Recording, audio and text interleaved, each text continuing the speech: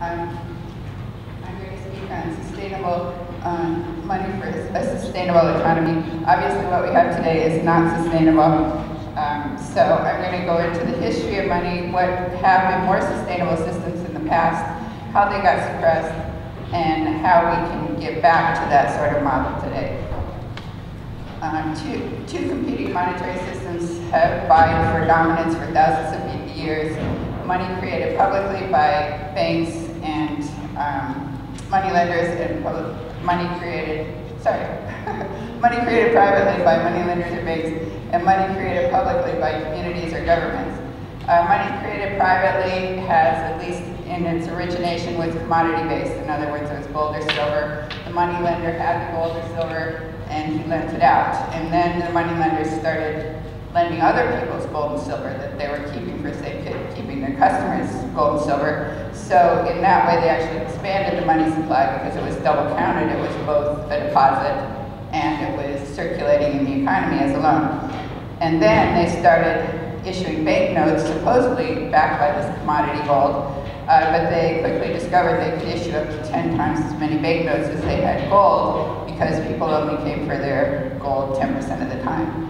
Money issued publicly, on the other hand, was not commodity-based. It was actually more of a mutual credit clearing system, what we're talking about today, what you have in a community currency system. But it was more of a national community credit clearing system. So that you often hear it said that gold is the most sustainable, oldest, and most long-lived money system ever devised, but that's not actually true. The oldest, most sustainable, most long-lived money systems ever devised were by the Sumerians and Egyptians, which lasted over 1,000 years each. The Sumerians, you could say 3,000, depending on how you calculate it. I got my data from Michael Hudson and Bernard Lietaer, so in their two books. And the Sumerians did not use money as we know it at all. It was just a system of debits and credits and pricing. And the Egyptians had they used grain money, as did the Sumerians, food money. And so they had grain-backed banks where you could put in your deposit of grain, and you would get as a receipt this pottery that would have hieroglyphics on it, and that pottery did trade as if it were a form of money. But you didn't get interest for your deposit in this grain-backed bank. In fact, you had to pay interest because grain tended to rot over time, and because there was a storage fee. So it was only when money actually became a commodity, something valuable in itself, coins or paper banknotes, that it was able to be exploited, it was extractive, it became a tool of empire, it could be afforded, manipulated, and lent at usurious interest rates. Silver and gold were, of all those commodities that the Sumerians, who then became the Babylonians, traded, silver and gold were the most practical because they didn't rot and because you could carry them around and trade them. But the problem with silver and gold is they also didn't grow, they weren't organic. So they didn't automatically create the interest to pay back the loan. And so the money lender would lend out 10 and take back 11, lend out 11, take back 12 and a half. There was nowhere to get the extra interest except to take it from someone else, or somebody had to go into debt, lose their property, wind up in debtor's prison or slavery. It was actually the leading cause of slavery. And so this was not only not sustainable, it was actually the cause of the demise of empires. They crumbled under the weight of debt. During the Middle Ages, the Italian bankers figured out how to advance credit. So the Italian economy was booming, and they needed more money in the system. So the Italian bankers created credit on their books, but they were still technically dealing in gold. So it was really just an overdraft in the account of their customers. And so they were still dealing with limited gold, and it was sleight of hand. And so they would periodically get in trouble, and this was taken very seriously. For example, there was one example of a bankman who was beheaded in front of his bank because he was unable to balance his books, which is probably a good model, but I haven't followed we should.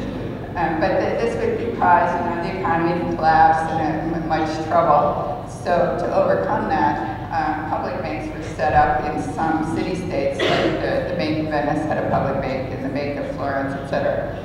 There were also public banks at the local level. These were devised by the churches and the monasteries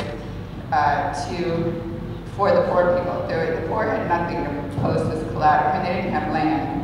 And there was no way they could pay the 60% or so that the moneylenders were charging. And so these mons pietatis, as they were called, lent to the poor at very reasonable interest or even no interest. And they evolved into the public banking systems that are still quite popular in Europe today. They're local, they're municipally owned, or they're community owned, or alternative type systems. In England, you had the moneylenders both competing with the tally system. In fact, the moneylenders were evicted in the 13th century because they were, the people were rioting because they had been fallen so far into debt to the moneylenders. And so for a period of 700 years, what they had as an alternative to people's currency was the tally system. It went from 1100 to 1834, and these were just sticks that were split in half with notches on them. So obviously they did not have value in themselves. They were just like the pottery of the Egyptians. They were basically receipts delivered by the government for goods and services given to the government, either in the payment of taxes or as an advance against the payment of taxes. And so they circulated in the community as a form of money, and they could be accepted in the payment of taxes. So again, they were a unit of account rather than a store of value. However, in the 17th century, the moneylenders were let back in when Oliver Cromwell needed money to fund his revolution. He was obviously not the king, so he couldn't print money. So he borrowed from Dutch moneylenders, and they were allowed to set up the Bank of England, which would then lend their paper banknotes, supposedly backed by gold, but they did issue many more notes than they had gold. And these notes then became the national currency, and the king did not actually have to pay off the debt, he just had to pay the interest. So in effect, the government was renting the currency from these private moneylenders. That competed in the American colonies with the American colonial scrip, which again was a government-issued money paid for goods and services delivered to the government. So it was basically just an accounting system. It was just a system of receipts. It was started in 1691 when the governor of Massachusetts needed money to fund a war, and he didn't have gold and he didn't have anyone to borrow from, so he got the idea that he would just issue these little receipts to the soldiers for their service, and then of course the community recognized that value had been given and that value is due, and then those receipts circulated in the community. They were supposedly an advance against taxes, but because the governors of the colonies were not elected, they were not representatives of the people resisted paying taxes. So the governors were a lot better at printing the money than at collecting it back in taxes. So some of the colonies did manage to hyperinflate their currencies.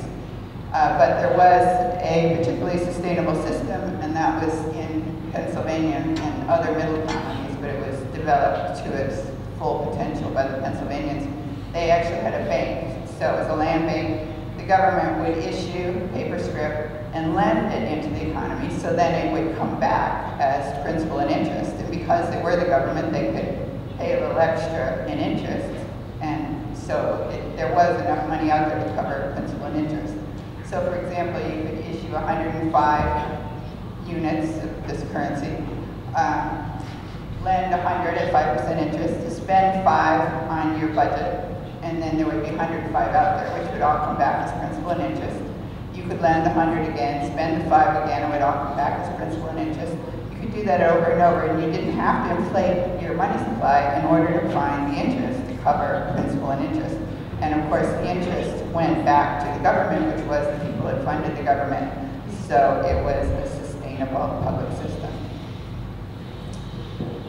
But the merchants complained to the king about that they couldn't tell what they were dealing with in all these various community or colonial currencies competing with each other, and then some of them were hyperinflating. So the king forbade some of the colonies from issuing their own currency.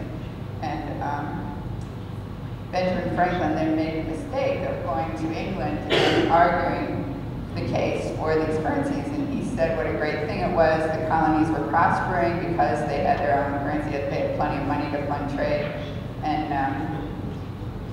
And they were therefore becoming financially independent of England. And this, of course, did not please the Bank of England. In fact, they were quite alarmed, and they leaned on the king to forbade all the colonies to issue their own money, which they did. This created a depression because the money supply shrank, and so the colonists went back to issuing their own money, which was considered an act of rebellion, and the king sent in the redcoats,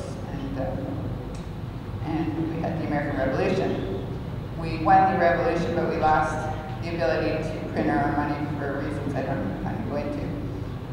Abraham Lincoln restored the money issuing government-created money system of the colonists during the Civil War because he didn't want to.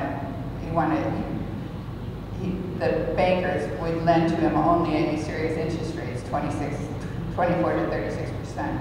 And so to avoid that, he issued his own money, and that worked very well, won the war, and there was also an unusual period of expansion during that time. But he was assassinated, and that program was discontinued, and by 1913 we had the Federal Reserve, which is purportedly public, but largely private. I don't have time to go into that either. However, there were other ex-British colonies that did continue this credit-based currency system of government-issued credit. Australia, New Zealand, and Canada, and it did work brilliantly well. And in each case, it was the Bank of England that managed to nip this practice in the bud. And the Commonwealth Bank of Australia funded all sorts of seaways, roadways, fruit companies, all sorts of productive things, including their participation in World War I, just by issuing the credit of the nation. They didn't borrow from anyone, it wasn't backed by anything, they just issued credit in the same way that the American colonists had done. Worked brilliantly well. The only problem was that Governor Denison Miller, who was head of the bank, made the mistake of going to the City of London and bragging about how independent they had become. And of course, this alarmed the Bank of England. He died shortly thereafter of a heart attack. And the Bank of England set up a new system where it was the central banking system that we have today, where rather than the Treasury issuing the national currency, it would be issued by a central bank, which would lend the money to the government and to the bankers. And so, the apex of this system would be the Bank of England. That word, the apex of the system, was actually used in a book of the 1930s that was describing this whole development, and the word was used again. Well, the man that was sent in to reign in Australia and New Zealand was Sir Otto Niemeyer, who was a governor of the Bank of England, and he later became the head of the Bank for International Settlements in Switzerland.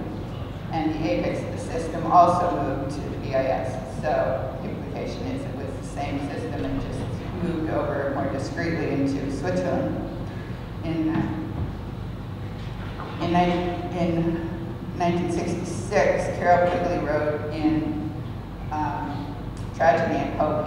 He was a Georgetown University professor. He said he was groomed by the international bankers. He was an insider, and he was supposedly their librarian. And so he had all this 900 pages worth of data, which they wanted to keep quiet, but he thought that it should be published, so he put it in a book, which was quickly suppressed.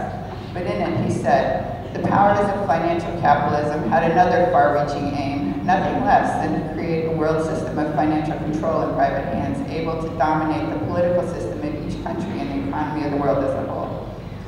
The apex of the system was to be the Bank for International Settlements in Basel, Switzerland, a private bank owned and controlled by the world's central banks, which were themselves private corporations. Each central bank sought to dominate its government by its ability to control treasury funds. So that's the system we have today, and that was set up intentionally by this whole banking parasitic elite, and that is what has happened to these more sustainable systems. It wasn't that they hyperinflated and died of their own accord. They were suppressed. They were intentionally suppressed. In New Zealand, the Reserve Bank of New Zealand was set up by Otto Niemeyer, but some social creditors got into power. C.H. Douglas had visited in Australia and New Zealand and in Canada and Japan and had quite an effect. So these were social creditors who set up a system where they used the bank to issue national credit, and they funded low-cost housing and various things. They got it because they could keep the interest, because they owned the bank. That cut the cost of projects in half, so it made projects that would otherwise be unsustainable quite sustainable. That worked until the Bank of England sent their emissary who threatened to cut them off from trade with the Commonwealth if they did not cease these unsound practices, which they then did. But they had no control over Japan or Germany, which also did this system of just issuing the credit of the nation without borrowing from the international bankers. But they were stopped by war. Meanwhile, Canada was carrying on with the system. Their Bank of Canada was set up in 1935. So from 1939 to 1974, they issued credit to the government, interest-free because they owned the bank. And during that time, they funded all sorts of remarkable things, including pensions, their participation in World War II, the Trans-Canada Highway, the St. Lawrence Seaway Project, and a quite excellent system of healthcare. It's not so good today because they are now in debt. But when it was first set up, it was done with this national credit. In 1974, they quit this practice and started borrowing on the private bond market, and that's when their debt shot up. And so today it's quite high. So why did they cease that practice? In 1974, the Basel Committee was set up by the central bank governors of the group of 10 countries of the BIS, and Canada joined in that year. And the goal of the Basel Committee was to maintain the stability of the currency, and basically what that meant was you couldn't inflate your currency, supposedly, by printing money or by borrowing from your own central bank, which printed money. You had to borrow on the private market. But so the implication of that was that when you borrow privately, you're borrowing existing money. But as we know, virtually all money is created by banks in the form of loans. They actually create money when they lend. The difference is that when a private bank lends the money to the government, they charge interest, and when the government borrows from its own central bank, it gets the interest back.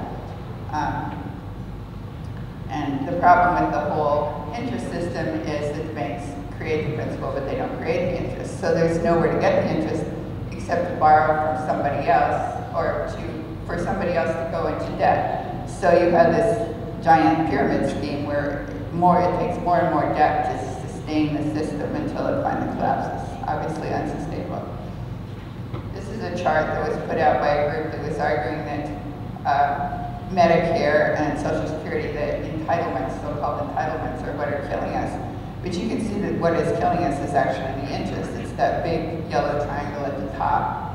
If we eliminated the interest, the federal debt would actually be quite sustainable. In fact, as we previously argued here, we might not have a federal debt if we eliminated interest. And you can eliminate interest by borrowing from your own bank, and then you get the interest back. So borrowing from your own central bank. Okay. The French, since 1973, have borrowed as much, or paid as much in interest as their debt is. So if they hadn't had to pay interest, they would have no debt. The Canadians have paid twice as much in interest as the debt now is, so they would have a nice surplus if they hadn't had to pay interest. And the U.S., the Federal Reserve only reports 24 years, but in the last 24 years, we taxpayers have paid $8.2 trillion in interest out of what was then a $15 trillion debt. So if you go all the way back to 1835, when the last time the debt was paid off, we might also not have a federal debt at all. We could, like the American colonists, eliminate income taxes if banking were a public utility, but I don't have time to go into the figures. Local governments could do the same thing. Even though they don't have the power to create money, they do have the power to have their own bank. If they borrowed from their own bank, they could borrow interest-free, and as Margaret Kennedy has argued, that means cutting the cost of your public projects by an average of 40%. We have but one bank that does that, one state that does this, North Dakota. The Bank of North Dakota was set up in 1919. It's the only state that escaped the credit crisis. It has the lowest unemployment rate in the country, the lowest foreclosure rate, and the lowest default rate on loans. But that's only one state. However, if you look globally, 40% of banks globally are publicly owned. And these are largely in the BRIC countries, Brazil, Russia, India, and China, which also contain 40% of the global population. And those countries also escaped the credit crisis. They also have most of the global reserves, and they're not happy with the current reserve system under the US dollar. They want something else. In fact, they want the Chinese proposed going back to Keynes's idea, which was basically a mutual credit clearing system, an international currency union, where you'd be clearing trade balances not through somebody's reserve currency, but just by figuring out credits and debits. But then the question is, what would they use for a currency unit? Keynes proposed something called the banker, which would be based on a basket of commodities.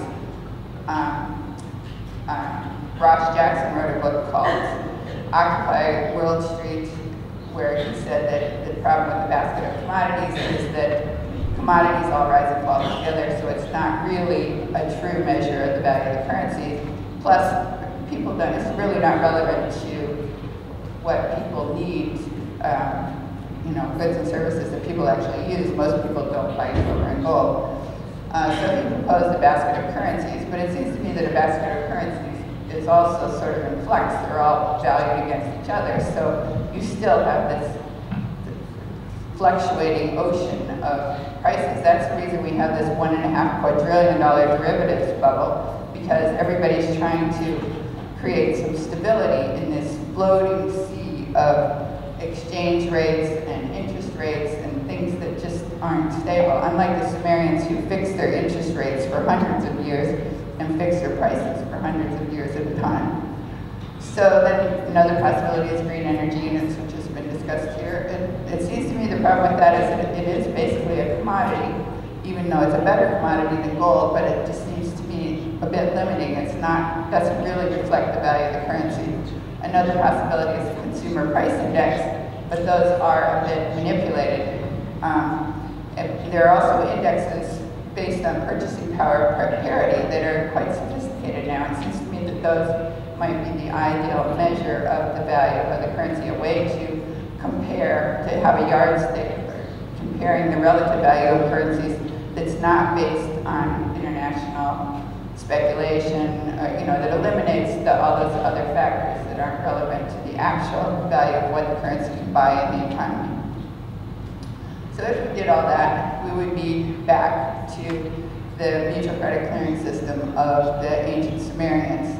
And if credit were made a public utility, then interest and profits would go back to the public, and banking would become a sustainable system.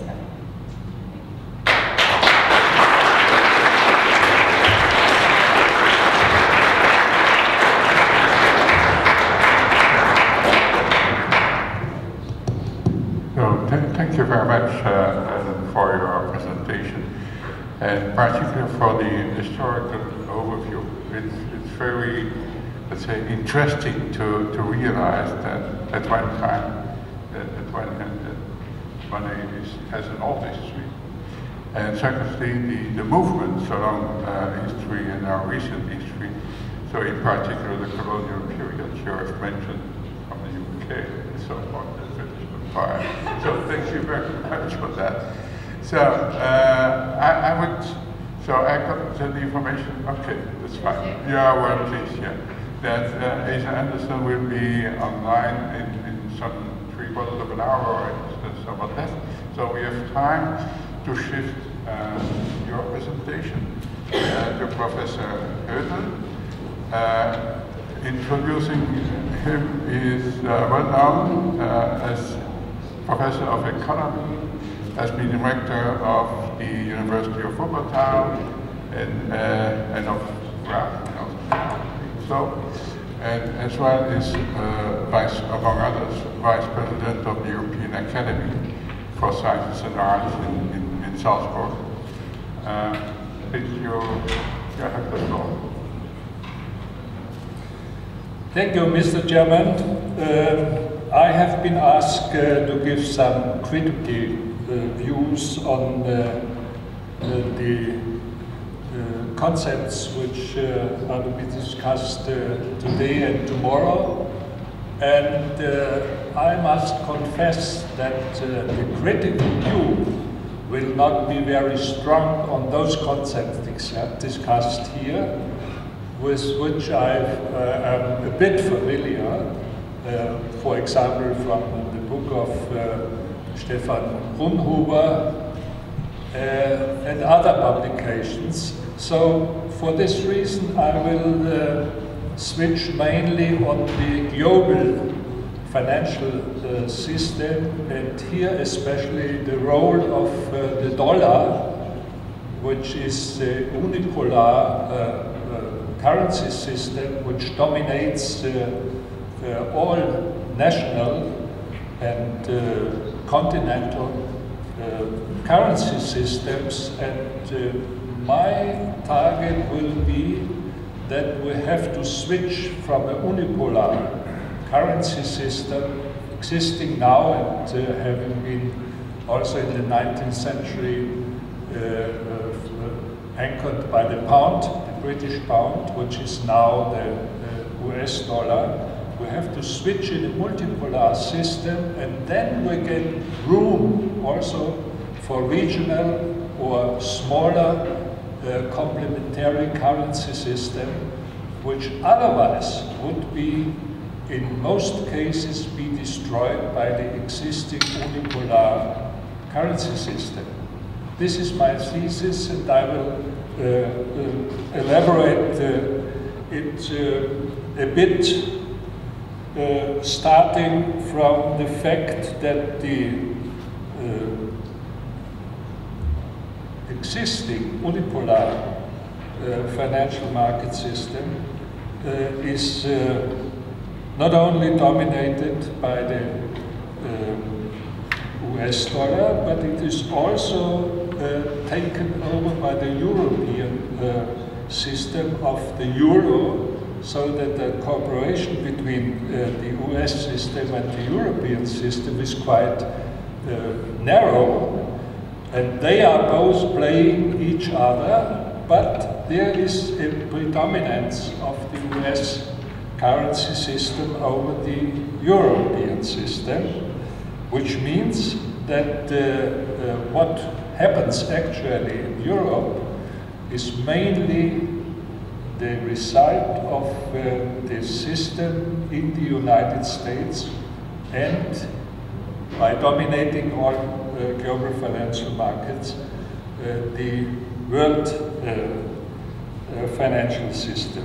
So this is a critical view, because in many publications Europeans are criticized for not repairing their system without referring in most cases to the fact that the overswapping of the problems in the United States to Europe are really the background of the existing difficulties both in the private sector and in the state sector. So what results out of this, if we go to the multipolarity, is that Europe has to go out from a junior partnership with the dollar and to develop, if possible, and this will not be easy, to develop the European currency system going far beyond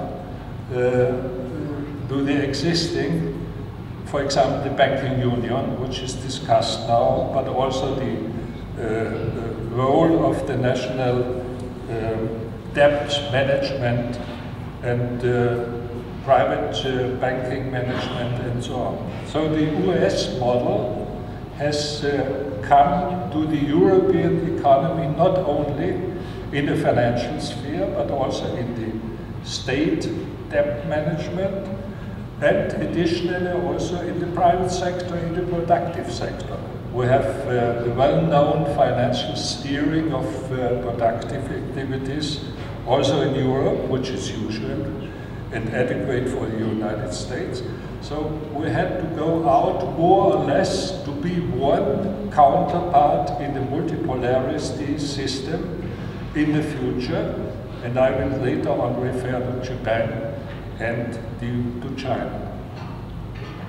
So the origins of the existing global financial system comes out from the Bretton Woods system, where the United States has very much contributed to the reconstruction of Europe, and Europe's have to be very grateful for this help after the Second World War, which was also the advantage for the United States for creating jobs for the soldiers coming back in the United States, because the demand resulting from Europe, from the help of the Marshall Plan mainly, the demand for US products was a very important help also for the United States, both for Europe. So it was the transatlantic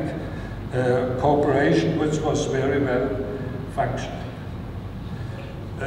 This is more or less the Keynesian idea that demand should be created by money, and as Europeans didn't have any money because of the war, the help from the United States was creating demand not only for the United States but also within Europe. And this cooperation has ended in the year of 71, 73, when the Americans finished the gold standard, which was the obligation that the trade surplus of the European states resulted to a demand of gold in the United States. We have, from the beginning of the 60s, we have a trade surplus between Europe and the United States. And Europe wanted to refill their banks with gold coming from the surplus, external trade surpluses. And the European banks demanded too much gold from the United States, so the gold standard, the fixing of the demand on the quantity of gold has to be finished. So, and this Bretton Woods II system, which was established mainly in '73 on a global level, is not more adequate for the recent situation, for many reasons. Because the Bretton Woods system II actually reigning all over the Europe and all over the world is based on monetarism. Monetarism was resulting from the fact that the Keynesian policy in the United States in the Kennedy era resulted in more and more state debts, and these state debts had to be restrained, and the state debts couldn't be reduced for the reason because there were many wars. You should remember many it was in the 60s and 70s. And to restrain the debts, the public debts in the United States, one has to go into creating money, and money creating was the basic concept for the monetarism, which later on was combined with neoliberalism. Everything was regulated by the markets, both on the financial side and the real side. And the result, I will give two examples, was that the difficulties of the United States resulted in an economic conflict, first with Japan, and second with Europe now. So first, the conflict between Japan and the United States was that the Japan economy wanted to gain global leadership, and this was made by export surpluses out of the United States, and also by growing direct investments in the Western industrial world. The Clinton administration in the 90s tried to have some arrangement with the United States, between the United States and Japan, but they didn't succeed because the Japanese thought they are stronger than the Americans. And in fact, they was also the coming superpower, or by some regarded as the coming superpower. So the United States had to use the financial weapon to tame the aggressive export strategy of the United States. And this was made by devaluating the exchange rates, so that the exports, which were very large in favor of the Japan economy, these surpluses were invested within the Japanese economy, with the result that the shares were growing very much in prices, and especially the immobilian in Japan.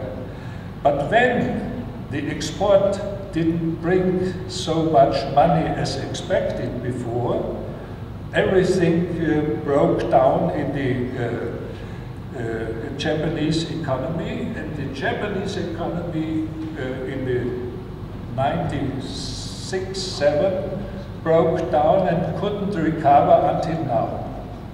So the conflict in the monetary system between the two nations was in favor of the United States, but at the disadvantage of Japan, and the position of the United States could be restored. The Japanese, they are trying to have their own model, but they are not succeeding in this competition. It was mainly the Federal Reserve System which controlled the exchange rate, and one can say that the Federal Reserve System was the main actor to fight within this competition, and the result was, in any case, not for the Japans, but for the United States. So what is the lesson out of it? If you have a system which is unipolar, and one of the competitors is trying to fight this system, he can be tamed by the financial activities, mainly by the central bank, whatever the central bank is. A system which is unipolar is always in a position to tame all competitors. So this experience is made, and one must always say it's not the will of the United States, but they have, as being the first currency, they have to act like this, also if this is advantage at the disadvantage of the international economic system.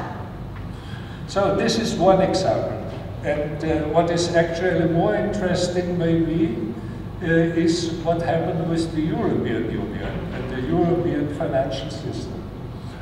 We had in Europe the idea at the end of the 90s, after the Japan crisis, the Europeans had the idea to be the most competitive economy.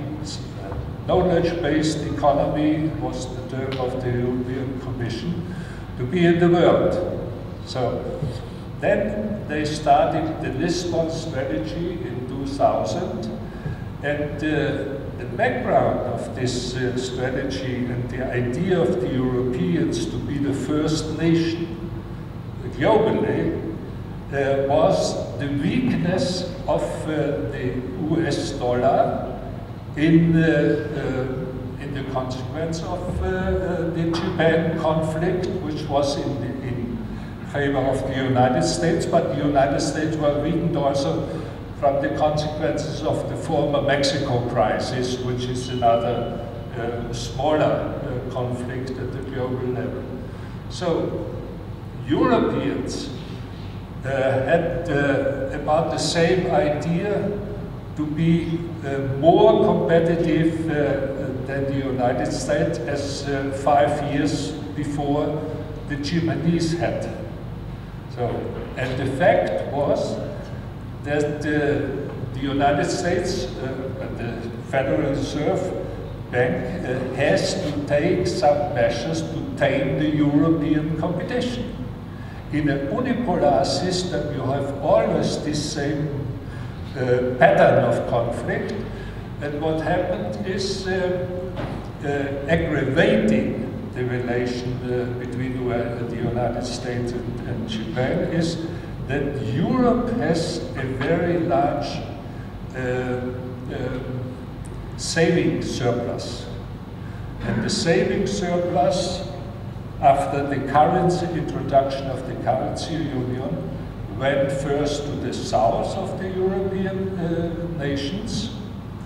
It was in the first years of the last decade.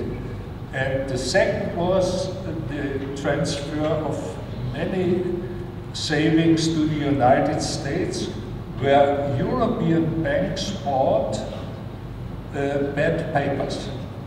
Everybody knows this relation with the housing crisis in the United States, and the papers were bundled and sold mainly to Europe.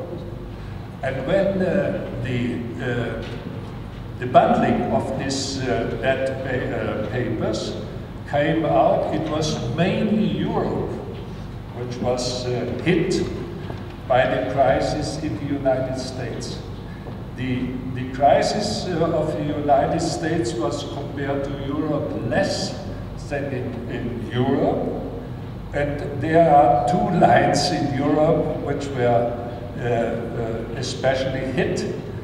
First, it was the banks, and as the banks have to be saved, it was the crisis of the public debts. So everybody knows that most of the help packages and the funds for the help packages went to saving the private banks. And the saving of private banks was immediately coupled with the difficulties, not only in the southern country of Europe, but mainly there. And the help package in the northern country of Europe are necessary to keep the balance for the banking system in the north of the European system. So what we can see here is that Europe failed this competition with the United States. And the reason is that everybody can still go into the unipolar dollar currency because there's no alternative. We have already about 65% of the investments, financial investments in dollars still. It's about 25 or 30% for the euro, not more. So the financial system is so strong that European cannot compete in any case, not comparable between the euro and the dollar. There is the strength of the dollar is much higher. So what is interesting in this, let us say, fight, is that the United States are forced to compete the competitors and to use the financial weapon, especially the exchange rate, to go out from these difficulties. So I will say now a few words about the theoretical foundations concerning the monetarism. What happens at the global level is a change from the Keynesian position to the monetaristic position, with the fact that monetarism is not looking anymore for real production. Monetarism is mainly the control of the quantity of money, and the control of the quantity of money is always regarded as the most effective device to have the financial markets very effectively, efficient. Several speakers have already spoken about efficiency and resilience. No, it's mainly efficiency, which is, in the sense of the financial markets, it's efficiency. And as there's no view about the real production, the real production is lacking and investments are diminishing in the real sector, and at the same time the investments in the financial sphere are augmenting. So what we have then is the debt bubble, which results from the looking only on the monetary value, and real production is just a wanted but not propagated activity.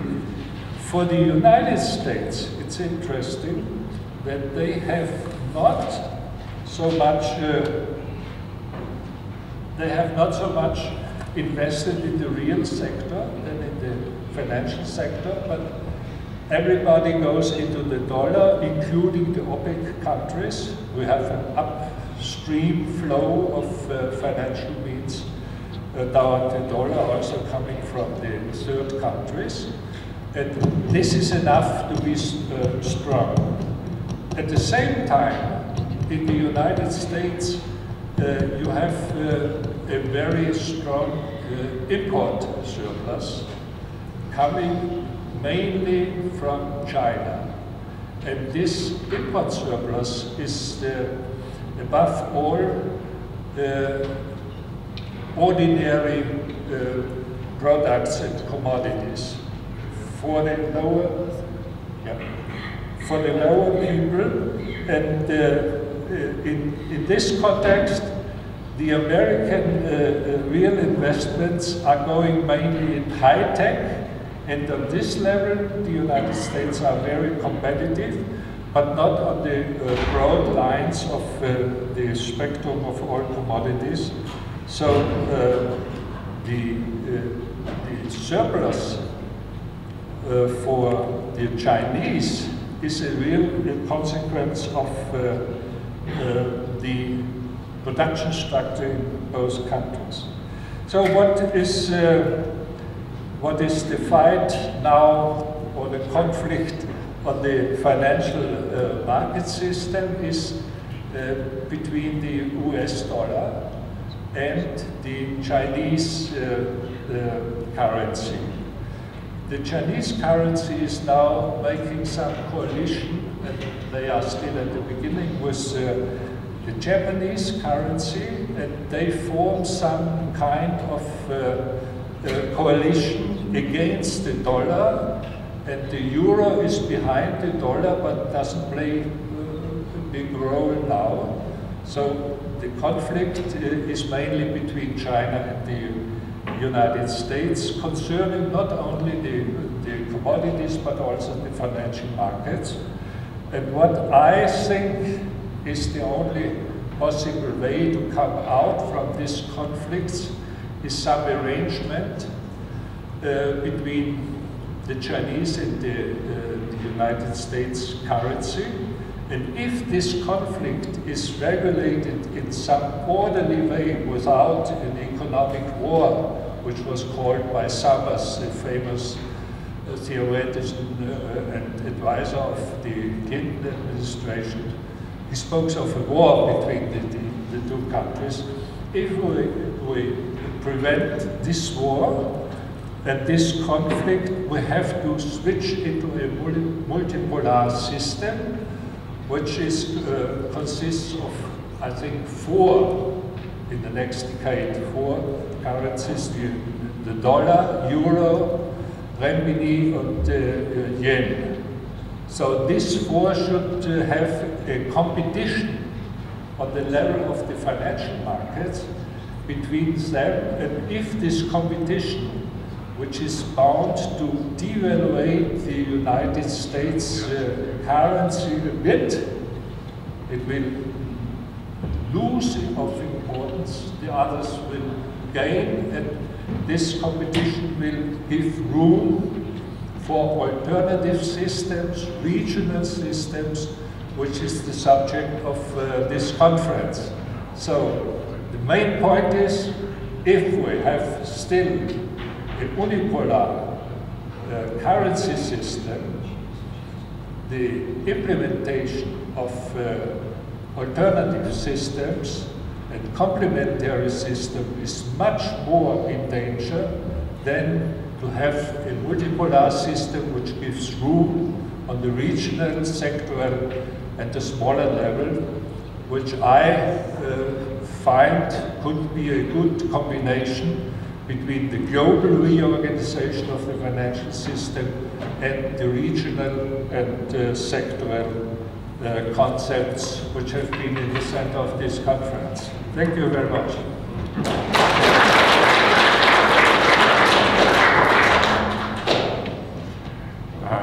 Thank you very much, Erik, for your brushing the painting of our system, world system, and the situation at the end of the polypolary, you used the word? Anyway, so that the word is more complex than before. That you had a word, but it escapes. Multipolar, voilà, there we have it. So a lot of things will happen probably in the next decades, 2 or 3 decades.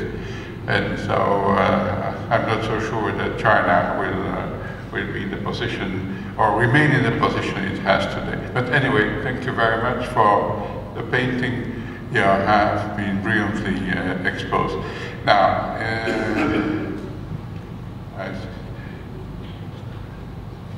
you have the audio connection as well? Yeah, hello.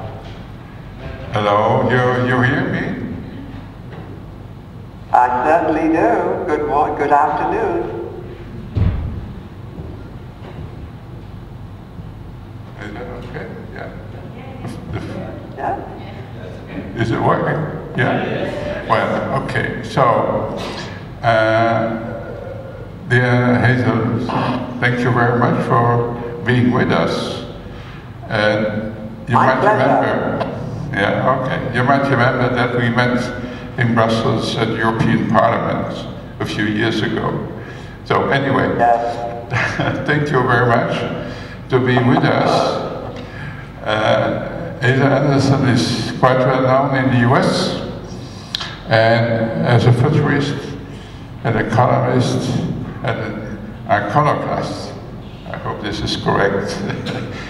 A worldwide syndicate, columnist, consultant, etc., etc. So what I know is that you have been very interested in ethics in economy and in the financial world, and so this will be the topic of your presentation, as I understood.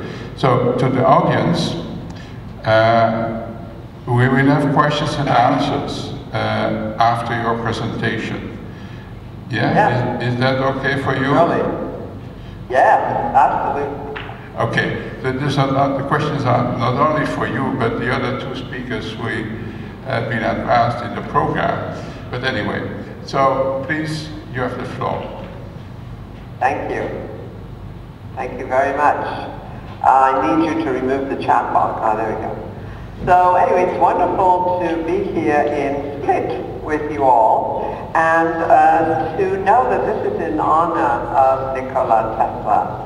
And I studied his work many, many years ago when I was writing the book, which you see the cover behind me, called The Politics of the Solar Age. And I realized what a visionary he was in understanding that energy really is the basis of all life on this planet. And so just to remind ourselves how powerful the sun is, if we look at that big yellow box, that's the amount of photons coming in every day from the sun, at big box. And the little tiny orange box in the front is the global annual energy consumption of all human beings. So you can see we are awash in abundant solar energy and all of the other forms of energy driven by the sun: wind, biomass, geothermal, ocean and wave technologies, and hydro. And well, geothermal, of course, comes out of the Earth's crust itself. But so this energy transition is going to require a new currency. And that's why I'm so happy to be here today, because you have all realized that. And I like to think of the three modes of resource use for all countries are really information, matter, and energy. And of course, energy, information is the most important because it dictates how well we use the matter and energy for our needs. And so for me, that has always meant an expanded framework for human policy. And the old economics in the middle is now being superseded, as you know, by general systems theory, by decision theory, game theory, and of course all enfolded by living systems theory and ecology. So this is really the approach that I take to my work.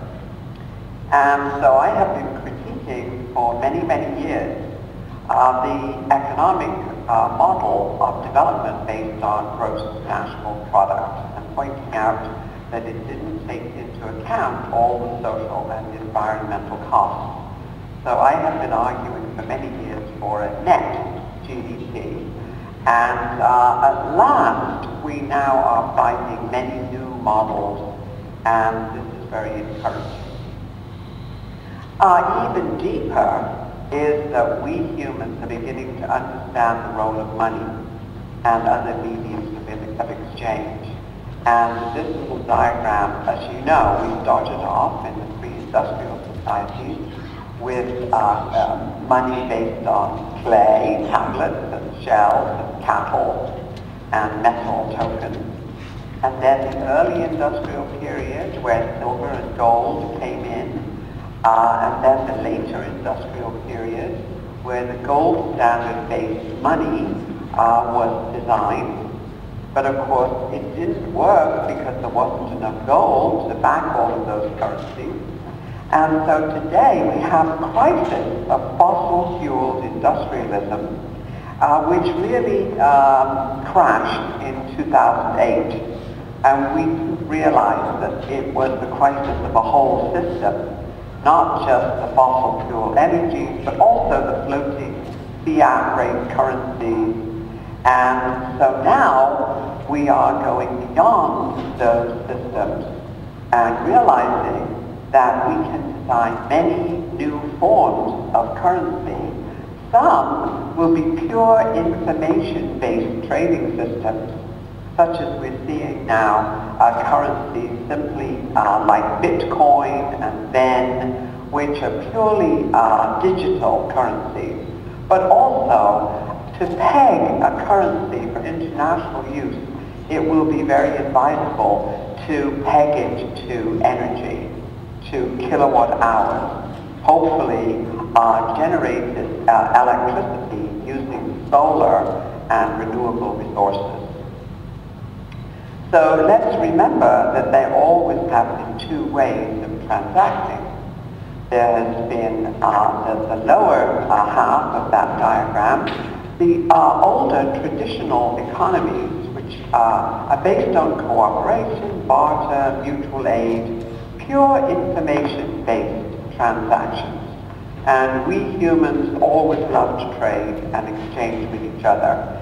And I have also drawn attention to the love economy, which in every society is all of those services and goods that we produce for each other without money. And today we're reaching the point where this unpaid economy, I believe now, is larger than the official money-based transactions, which are tracked by economic indicators like GDP. And of course, at the top there, you have the money-based transactions, which are going into crisis. The yen, the dollars, the euros, the pounds, etc., which are based on nothing, as we now know, but the faith that we have in our governments and our banks. So I see a planetary whole system shift happening, and it's accelerating due to all of these increased interconnections. And it's being driven also by the crises of global financialization based on the old fiat currencies. And of course, it's also breaking down because of the social and environmental impacts of this global industrial model and the resource depletion that it brings. And yet, we are expanding our scientific knowledge. We have the rise of human awareness, and partly because of all of these information sharing technologies like we're doing here today in Split. So I see the complete collapse of the global casino. And of course, the last few days, we have seen yet another scandal, the manipulating of the LIBOR interest rates. And we realize that this game is pretty much over. And in fact, the financialization of this fiat money was really the biggest bubble of all. And so now we have unrepayable debt levels, real interest rates at zero, money printing, we see it on television now. Then we also have currency trading, $4 trillion a day exchanging hands, high-frequency trading, where we used to buy shares of companies on the stock market to hold them for a year or 2 years if we cared about the fundamentals. Now it's just holding the shares for a few thousandths of a second. And so this is completely insane. I have just reviewed 2 books on a website that comes out of London that's watched by about 1 million traders every day. And there's 2 books. One is called Broken Market, and the other is called Dark Pools. And these 2 books I recommend very highly. find them on that website or on our website. And so we now have derivatives of almost 700 trillion of notional positions versus a global GDP which is only about 65 trillion. So we realize now that this does not compute, and it never will, and the debts are going to have to be written off, and it just is a matter of who is going to take the haircut. That's the fight now between the bondholders and the sovereign governments and the taxpayers. So meanwhile, our company, Ethical Markets, has been really seeing to what extent we can shift all the malinvestments that are going on stock exchanges, FTSE indicators and all of that, and shift those to the green economy. Because I agree with many of my friends that there's really nothing wrong with printing money as long as you're not using it to bail out the past mistakes and protect stupid bankers. And instead, if you're using it to invest in a more permanent green type of economy. So we at Ethical Markets cover this green transition, and we track the private sector investments, and up to now, since 2007, it's 3.3 trillion is already in the pipeline from private investors. And we cover renewable energy, green buildings and efficiency, smart grid, clean technology, and corporate R&D. And we specifically exclude nuclear energy, which is far too expensive and not at all sustainable, as well as coal and the efforts to sequester carbon from coal, which is self-defeating because it cuts the energy efficiency of the electricity plant by about 40%. And also, we do not include agriculturally based biofuels because all they do is drive up the price of food, and we think that the future is in electric transportation anyway, rather than replacing internal combustion engines. So we have concentrated on what we call the Transforming Finance Initiative, and we hope that you will join the 80 or so world-class expert signers we have to our statement, which is there on that website, transformingfinance.net. And what we basically said is that the financial system is part of the global commons. We all need financial services, but we need them to go back to being local and honest and plain vanilla, where local banks take depositors' money and find good local enterprises. The global level can be rebuilt at some point, but right now it's important for us to break up the too big to fail banks. And if they're too big to fail, the answer is small is beautiful, as one of my mentors, E.F. Schumacher, used to say in his book by that same name. So the transition, what are the best safety nets? Well, we're all doing swaps and barter in all kinds of ways at all levels. Local exchange, trading systems on laptops, complementary currencies of one type or another, which Bernard Lietzier has a new book out on this. Excellent reading. Time banking, which is really a way of exchanging services between groups. All of these kind of systems require community, because all currencies are based on trust, as you know. And this is just the same with the new currency, the alternative currencies. We have to know our neighbors, and we have to know who it is we're dealing with. And so what we see is these localized homegrown economies and the homegrown credit systems, cooperatives. This is the year, the International Year of Cooperatives. And many more people in the world are serviced by cooperatives than by for-profit corporations, something we need to remember. And community credit unions are very important for right now. And microloans, of course, and the new internet-based portals that do crowdfunding that our colleague Lena, who's there with you, can tell you more about. Hello, Lena. So, what's really interesting and indicative of the changing paradigm is the explosion of new indicators. And everybody realized from way back that GDP was not capturing what was really going on and not measuring the progress of countries. So the big change began really in 1975 in Canada. And we here in Florida, in the city of Jacksonville, since 1985, have been looking at quality of life, many different indicators, not just money denominated. And so on it went. And by 2000, I and the Calvert Group of Socially Responsible Investing, we developed the Calvert-Henderson Quality of Life Indicators, which there again did not use macroeconomics.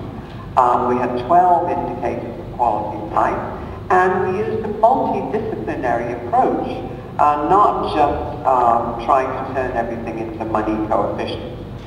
And then when I was in Brazil in 2003, after President Lula became elected, we put on the International Conference on New Indicators of Sustainability, and that became a basis for Brazil to go to the IMF and say, hey, you've really got to correct these GDP indicators, because they don't have an asset side, the balance sheet.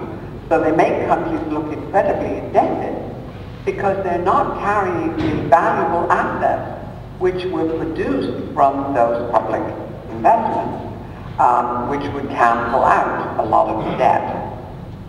So as you know, the Brazilian economy has moved forward very rapidly under President Lula and continues to do today. And then the Canadians started their index of well-being, which I'm honored to be an advisor to. And then the conference where I met your colleagues here and at the European Parliament. And since then, we've had many more, and the very latest one was issued by the United Nations called the Inclusive Wealth Index just a few days ago. So you can find more of that on our website and go into the details. But meanwhile, we are thinking, are we not, about redesigning money. And the first thing we all agree, I think, is that acknowledging that money is not wealth. Money is a metric. It's information.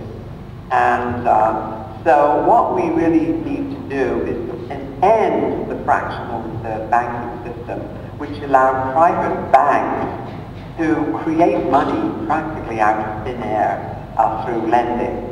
And I think that many of us believe that national governments have to go back to issuing the money and spending it directly into their economies without interest. And at the same time, that public banks at all levels of the society should have 100% capital reserve so that they can't play games and all of these trading nonsense which got the big banks into trouble. Like we've found now that J.P. Morgan Chase, with their trader in London, supposedly lost $2 billion. Well, guess what? It's now up to $9 billion. And so we can't allow this kind of thing. And so we really have to go back to right after the Great Depression, where we separated retail banks from the more speculative investment banking. Fine, we don't mind having hedge funds and private equity and investment banking, but they have to have the skin in the game, and they have to lose if they make mistakes, not bring the taxpayers into it. So I've always thought there should be 4 levels of money, and all backed by goods and services and renewably generated electricity, which is the main focus of our meeting here. And so global trade, the IMF can continue with special drawing rights of one kind or another. We can't go on using the US dollar as the global reserve currency. for obvious reasons. And then it's fine to have national currencies. And of course, this is what Greece is debating right now. And then regional and city currencies. For example, in Brazil, there are 200 small cities in Brazil that have their own local currencies authorized by the Brazilian central bank. This takes heat off the national currency, and why not let small cities clear their own markets and match their own needs and resources to their own employment population.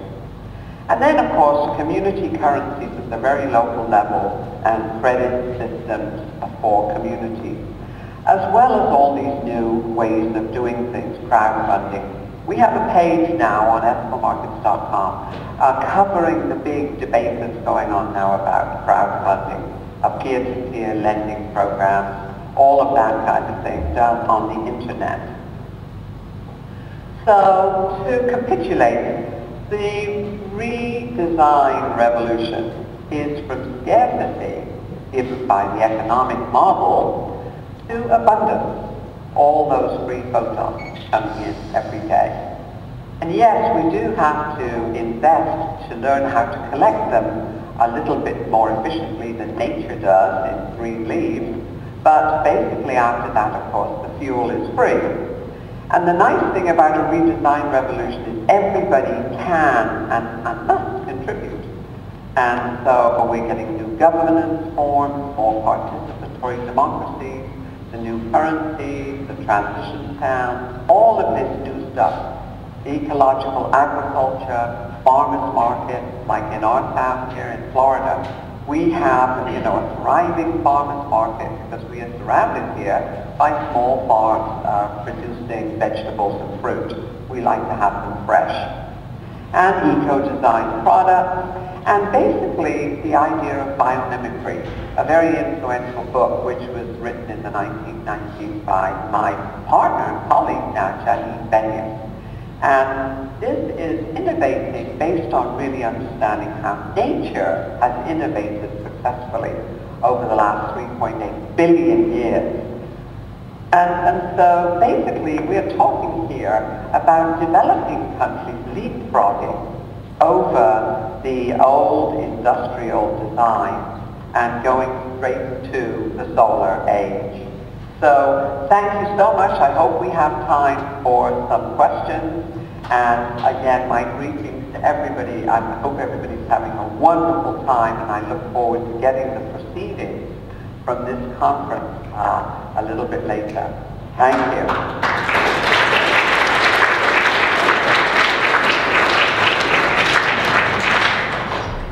Thank you so much, Hazel, for your presentation and giving some perspectives. I've been struck by many things, but one thing is mentioning word is that $3.3 trillion of investments in green activities, I would say, investment.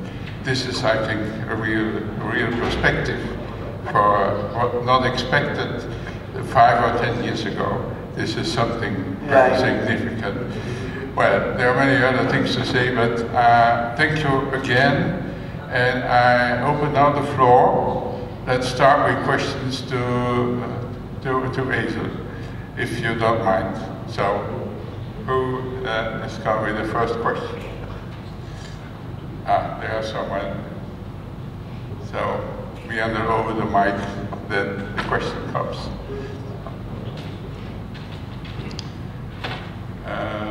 Someone on service? If you need a mic.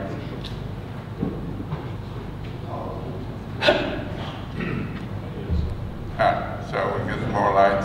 Hello, Hazel. This is Jeff Beller. Can you give your name? This is Jeff Beller. We met about 6 months ago in Florida. Hi. How are you? What I'm curious to know is, you made it very clear that we have to change the GDP to include the love economy. Is that right? Yes, absolutely. And it is happening now. I mean, there's so many of these new versions And so it's being done, and we need to watch all of these new efforts. The one I like quite a lot, apart from the Canadian one, which is the Canadian Index of Well-Being, the new one put out by the OECD in Paris is called the Better Life Index. But basically, they are all multidisciplinary. They're not based on macroeconomics. They're based on the real world. And this makes them already a lot better. I mean, you know, where the economics failed, of course, was it never considered energy as an independent variable. They all had energy nested under land or under capital. And of course, you have to consider energy as a separate variable because it's the basis of the whole thing. And the other thing is you mentioned pegging energy to a currency. Okay. Yeah. Yes, please. Well, the thing is that there's still a lot of retroactive sort of discussion about the gold standard. Particularly in this country, there's a lot of very conservative old money managers that are saying, well, we just have to go back to the gold standard. Well, that would recapitulate all the mistakes of the Great Depression. And we don't need to do that again. And so to the extent that we see a reference value in the real world, a kilowatt hour electricity-based reference is better than anything else I can think of. There was a lot of discussion about baskets of currencies. Chinese are considering, they fix their currency now to a basket of other currencies. And then there's a lot of discussion of the basket of commodities. But the whole problem with those things are that they're very difficult, really. You have all the issues of storage. And so basically, what I like about the kilowatt hour basis, particularly, of course, generated by renewable energy, is that it's so clear, you know, a kilowatt hour is always a kilowatt hour, and no government can print them. They're hooked into the real world. And for example, what's happening in Greece now, I know there's quite a little discussion going on about generating from their abundant solar energy resources electricity to feed into the European electric grid, which would be one way of meeting some of their debt obligations. So it's a lot more realistic. And also in the case of Iceland, if you remember when Iceland defaulted, basically its banks defrauded all of those borrowers from the Netherlands and Britain. And it would have been perfectly feasible for them to generate electricity from their abundant geothermal resources and pipe it into the electric grid and pay off their debt that way. Now, I'm very sympathetic with the Icelandic people. What they decided to do was, hey, no, we didn't incur these debts. It was our stupid private banks. Our government was stupid enough to bail them out. We do not consider these debts anything to do with us. And they rejected the whole idea that they had a perfect democratic right to do. We'd rather go back to being a little country with fishing and knitting sweaters. So, you know, countries have the right to make kind of decision. Okay. But to the extent that you could do a value basis for currency, I have to believe that kilowatt hours are the best thing to do. Okay. The next question, please. Hazel, would you agree that... Your name first. Shan Turnbull, Hazel, but I'm not allowed to say anything else because I've been I've been a ruthless moderator here and wouldn't let questioners ask any other things. So my one sentence question, as an example, as a ruthless moderator, is how would you agree that the solar age money should not be used as a store of value and have the ability to earn interest? Yes, but I defer to Shan Turnbull on this issue of kilowatt-hour-based currencies, because Shan is really the big innovator in this area, and I've been quoting Shan's papers on kilowatt-hour currencies for many, many years. so I agree with you very much, Shan, because I think that interest-based currencies and using currencies as store of value gets us away from the real world and gets us into the kind of manipulation that we have gotten into. And I would agree with Professor Margaret Kennedy that interest is always the big problem. And I don't see any reason at all why governments can't spend money into an economy interest-free. And because this would help us to understand that money is not wealth. Money still is always a metric, and it's an information system tracking the real wealth, which is the creativity and talent and energy of entrepreneurial individuals, and mixed with the planetary resources and all those free photons and all the energy of the Earth. Okay, so please, another question to you. Yeah, please. Hi, Hazel. Great to hear you. This is Ellen Brown. Oh, hi, Ellen! We're in the same Wow, I thought you were coming in on video. Oh, no. Wow. I thought that was a really fascinating concept about the capital account, that you could balance out the debt with the thing you bought with it. But I don't understand exactly how that would work. I mean, I could see if it was a building, and maybe corporations count buildings on the other, I don't know how they do the balance sheets. But what would you do with things like Social Security and medical things, or what do you count on the other side that would balance out your debt? I'm just trying to picture a balance sheet that did that. Yes, well, if you look at the social spending, whatever it's for, a lot of it is investing in human capital. I mean, like when you invest in the education of a student, this is not an expense. In GDP, it's considered an expense, like buying ice cream or throwing it in the street, wasting it. If you realize that investing in our children's education is the most important investment that society makes. The same thing about health. There are ways of measuring the positive value of healthy, educated citizens. But when you realize that the era of GDP, which is still true all over the world, and I've been crusading on this for decades, talking to my friends in the Japanese government, where they keep on being told by Western economists, oh my gosh, you're broke, you've got this huge debt to GDP ratio. And I'm saying, okay, but look at the fabulous infrastructure you have, look at the highly educated population, look at the beautiful productive ecosystem, look at all of the geothermal energy resources that you're sitting on. And if you add these on the other side of the balance sheet, you can cut your debt down, way down, and simply declare victory.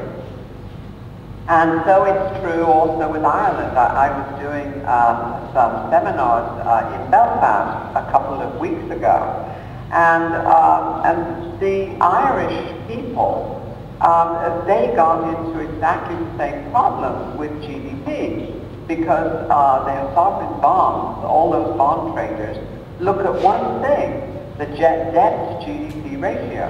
And so they decide, oh, well, they would have to sell off the Irish bonds because, they don't have any GDP growth and blah, blah, blah. And so if you don't realize that you need to add into the balance sheet the fact that Ireland has a highly educated population, it has a wonderful infrastructure, public infrastructure paid for by taxpayers, and it has highly productive natural ecosystems. And if all of those were properly put on the balance sheet, the Irish debt would look like a pretty good deal. So this is how important it is to get this right. Okay, perhaps, yeah, well, first question before. Hi, Well, okay. Hazel, John Mayer, sorry. Over here. Okay, Mike, okay, hi, John Mayer. Delighted to hear you boost the kilowatt hour. That's what we'll be talking about tomorrow. Well, here. And your name Hi. first. The microphone. Just a minute. Start again? Okay. Okay, Hazel, it's Your name? John Mayer. Okay. And I'll be speaking on kilowatt hour tomorrow, so delighted to hear you promoting it. You mentioned, you made a distinct mention of solar power. Moving to solar power, and I agree this is where we have to go, but the energy return on investment is going to be vastly lower with that than it is currently with our fossil fuels. And I'm wondering how you think we will adjust to that new paradigm where energy may be available, but we'll have to work a lot harder for it. Yes, I think the energy return on energy investment is finally creeping into the asset managers of the pension funds, and they're beginning to realize, you know, that they have a lot of stranded assets, actually, subprime assets. Right now, 40% of the assets on the FTSE 100 are fossil fuel reserves that probably never can be brought up to the surface because of climate change.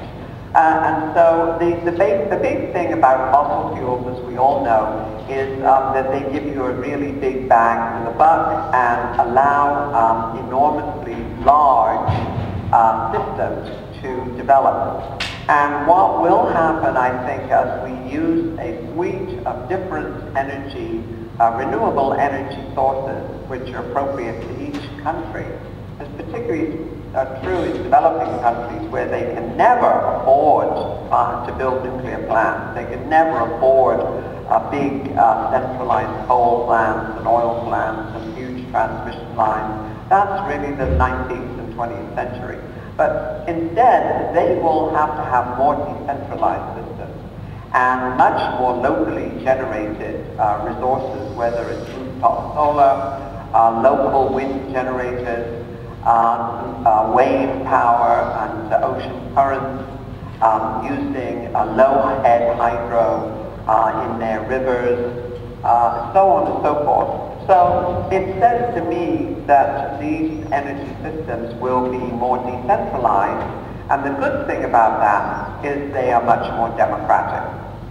They allow a lot more people to be involved in their design. I remember once doing a debate when I was a policy wonk in Washington at the Office of Technology Assessment, and I did a debate with one of our nuclear gurus, Dr. Alvin Weinberg, it was at the Tennessee Valley Nuclear Authority in Tennessee.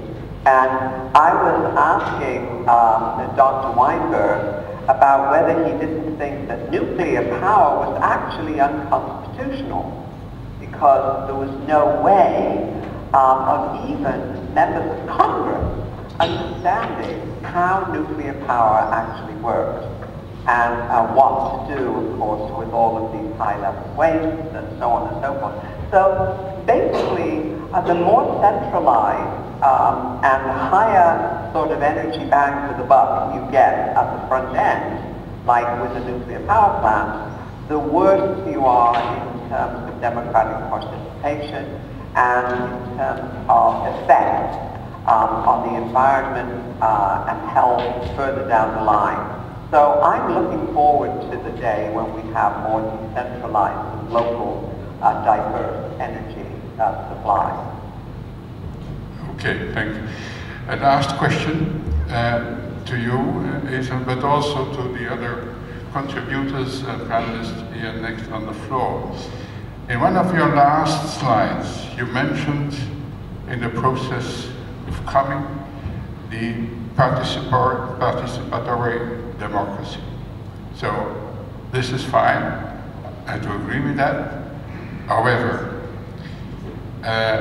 looking at that, the problem of our crisis, do the populations understand what is going on? That's the first thing. Do the populations have sufficient correct information, which is highly doubtful? And so is it not demanding too much of people to express their mind and their feelings on the risk of being completely wrong or biased? So I want to have your impression on that, and I shift the same question to my two colleagues here at my left. So please, yours first. This is a very important question, and it really is, it points to the need for this whole system redesign. In other words, we have to look at mass media and how information is transmitted to the general public. And I would totally agree with you that we cannot run more participatory and democratic societies without more education and more availability of education. And so this means that the education establishments all around the world will have to change. And education will have to be free and online, as it is, for example, with Khan Academy, which was started by a Pakistani student who was helping his little sister with her calculus. And he began to write little study plans for her on YouTube. And so right now, Khan Academy goes all around the world and helps students if they don't get enough attention from a teacher. Now, so what I think is that most of the bricks and mortar academies of the centuries are really dinosaurs. And that public education really needs to be a public good, like it is in China. And that's why the Chinese are graduating so many PhDs all over the place, millions of them. And so mostly I think it's going to have to be accessible online. And then mass media have to be reformed, particularly in the West, where mass media has been mostly commercial and funded by the advertising from basically the fossil fuel age industry, which of course includes pharmaceuticals and agricultural chemicals. I mean, almost everything is energized by fossil fuels. And so they own the airwaves and the content. And that's really why I started my company, Ethical Markets Media, because back in 2004, because I realized that there would be no way that the mass media in the US, completely controlled by the fossil fuel and nuclear power industries, would ever allow the story of that 3.3 trillion private investors investing in solar, wind, and all of the renewable energy. So that, those two revolutions are underway thanks to the internet. And most people now are moving away from watching national television in the US, and they get their news online. And even though it's incredibly difficult to figure out who to believe and who to trust, I trust ordinary people in their own communities to figure out a lot of these things for themselves. And when you look at some of the media focus, and we have a lot of videos that we have done and put up on this, like in these transition camps, where the city itself has realized, okay, we are going to have to take charge of our education, of our media resources, to put up our own wind generators and solar panels. And a lot of communities are doing this now. And this is part of citizen education, I think, for this kind of more decentralized future. Okay, fine. So, perhaps then afterwards. I think there is quite a lot of a need to explain why certain crises came about. This is one very important explication why things happen like this. The second point is there should be discussed alternative solutions for small and larger problems with the people which are concerned immediately. I think the politicians and the scientists do not fulfill these activities sufficiently. Second point, we have one promising activity just recently in the European Parliament. Under the heading, we go to the citizens. Parliamentarians are very often just traveling around in Europe and speaking small talks, mainly with the population. So they want to change now the dialogue with the concerned people as the parliamentarians. This is one side, but one should not be too hopeful in this respect. Yes. Well, I do think it's a problem, like with corporations. Corporations are owned by the shareholders theoretically, and they get to vote. But virtually all shareholders just either hand over their proxies to someone else or don't vote at all, because they don't care. So if you in fact had a system where everybody got to vote on every issue, it would be like corporations where it's only the really interested people who would vote, and they would be the ones with a personal interest, and you would be allowed to come up with something that's not the most fair thing for everyone. So it is a problem. What I would envision, but I mean this isn't my field of expertise, but I've tried to think this through myself. What I would envision would be something where you do have sort of your local group, you would vote on things. You would come up with a consensus in your group. So these are people you know, you talk about it, and then, so maybe have sort of a group vote among people who have discussed it, and you can see what's going on, you can see who's biased, whatever, So start from the grassroots and have your votes go up, but do it in a sort of in a stepwise thing, rather than having 1 million people vote on one issue and then you just pick the result.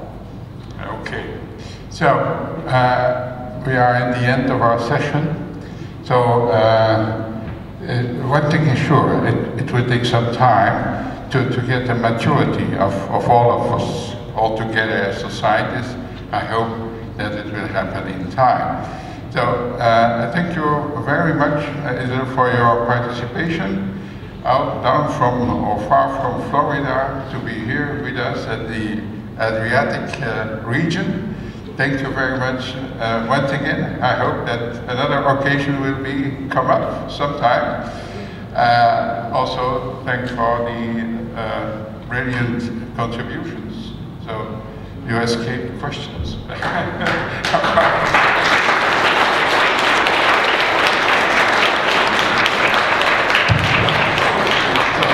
Thank you very much. Bye-bye. And the technician. Okay. Okay. So someone takes over. So thank you. Bye-bye.